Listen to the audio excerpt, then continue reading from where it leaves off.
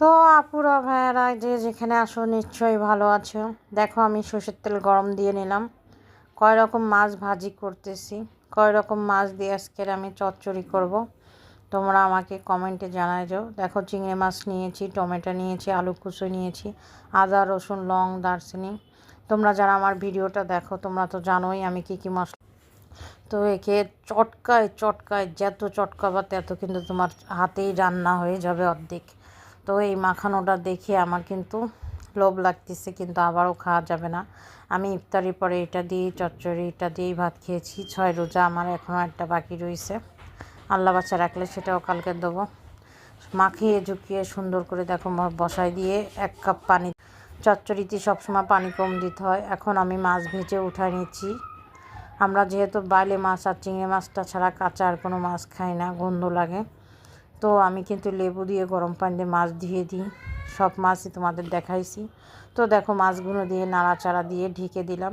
এই পর্যায়ে এভাবেই ঢাকা রেখে দিয়ে আমি চুলার পিঠে আসছি। দেখো তেজপাতা, এলাচ, দারচিনি নিয়ে দুধটা জাল দিচ্ছি। 1/2 লিটার দুধ নিয়েছি।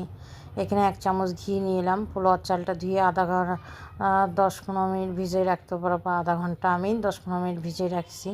তারপরে দেখো একটু লবণ দিয়ে ঘি দিয়ে চটকায় মাখায় রাখছি। মাখায় রেখে দেখো এদিকে দুধ উতলাই গেছে, আমি এখন দিয়ে দিলাম। আমি যেভাবে পায়েসটা রান্না করতেছি তোমরা যদি এভাবে রান্না করো খেতে যে এত দারুণ টেস্ট। তারপরে দেখো আমি পোলাওয়ার চালটা আধা ভাঙা করে নিয়েছি, আমার আস্তে আস্তে ভালো লাগে না। তো তোমাদের ইচ্ছা যার যেটা পছন্দ, কিন্তু এভাবে রান্না করে দেখো দারুণ টেস্ট হয়। এদিকে আমার চচ্চড়িটা হয়ে গেছে, ফাইনাল লুক তোমাদের দেখাই দিয়ে। দেখো আমার চচ্চড়ি হয়ে গেছে। আমি জিরে গুঁড়ো দিয়ে দিলাম। এই যে হালকা হালকা গায়ে মাখা মাখা পানি দেখতেছো, এটা আমার কিন্তু আমি এখন তারটা খুলে দেবো। এটা গরমে হিচেই কিন্তু পুরো পানিটা শুকাই যাবে, আর পানি কিন্তু বেশি নাই, তেলও।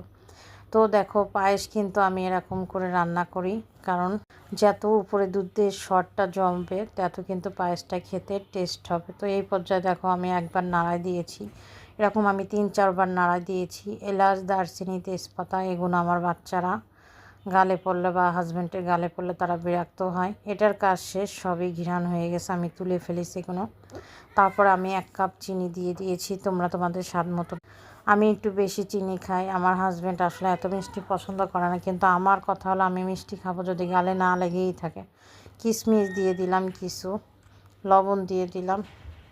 তারপরে এই যে দুধ দিয়ে দিয়েছি, একটু কন্ডিশমেন্ট দুধও দিয়ে দিয়েছি। গুঁড়ো দুধ 1/2 কাপ, কন্ডিশমেন্ট